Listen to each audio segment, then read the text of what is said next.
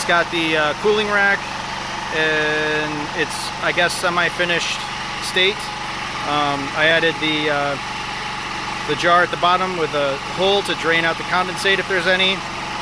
And then I'm testing out a new filter with some new stuff in it just to see if it works. I don't know if it'll work. If it does, I'll let you know what it is. And then the T-joint with the air fuel mixture. The ball valve is about 90% open. And then the jiggly hose all the way to the generator. This is currently running on its eco mode, I call it, but it's ESC, electronics, let's see, I don't remember exactly what it stands for. Speed control, electric speed control, baby. But it basically slows the engine way down to conserve fuel.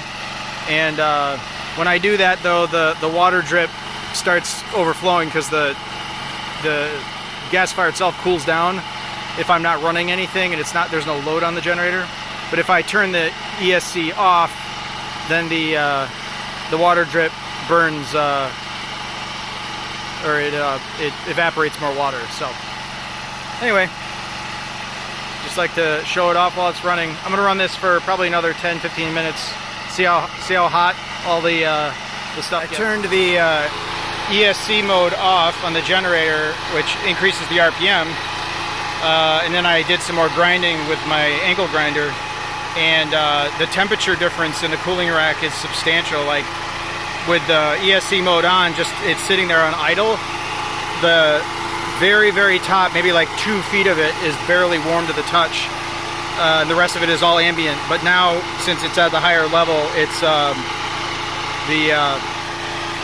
even down to the bottom is getting almost too warm to the touch. So it's a drastic difference between the two modes, just running without any load on it.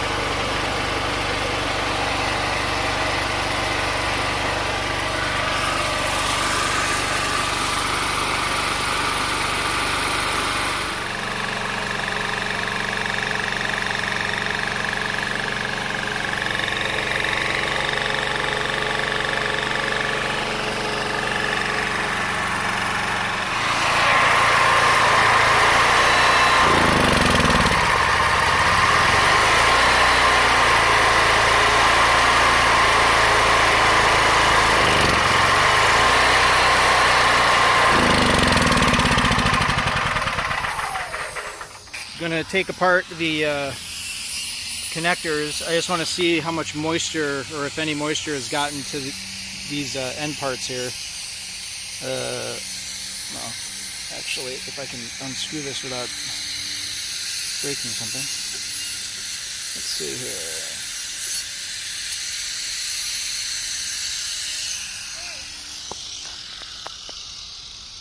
I don't feel any moisture in there. I don't see any moisture, so that's kind of good.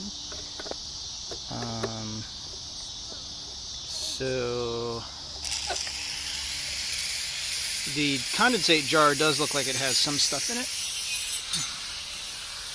So that's good, that it would have caught any of the drips. And again, I think it's as I'm adding water, and you know, I need to get a better valve, because the valve that I have is so touchy. Like, you open it like a 1/100th of a turn, like one tiny little bit, and it's too much water. So I need more like a gate valve, like for a faucet or something.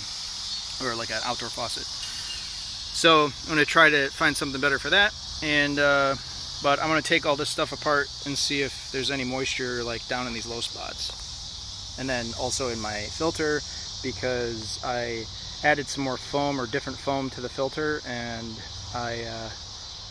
it might be a little damp. So if it's not damp, that's good. That means that most of the moisture is caught in the cooler and condensed out before it got that far.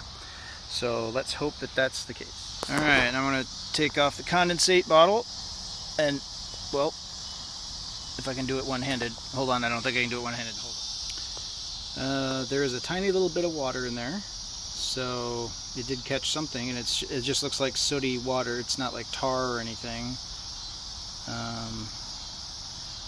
So I guess that kind of worked.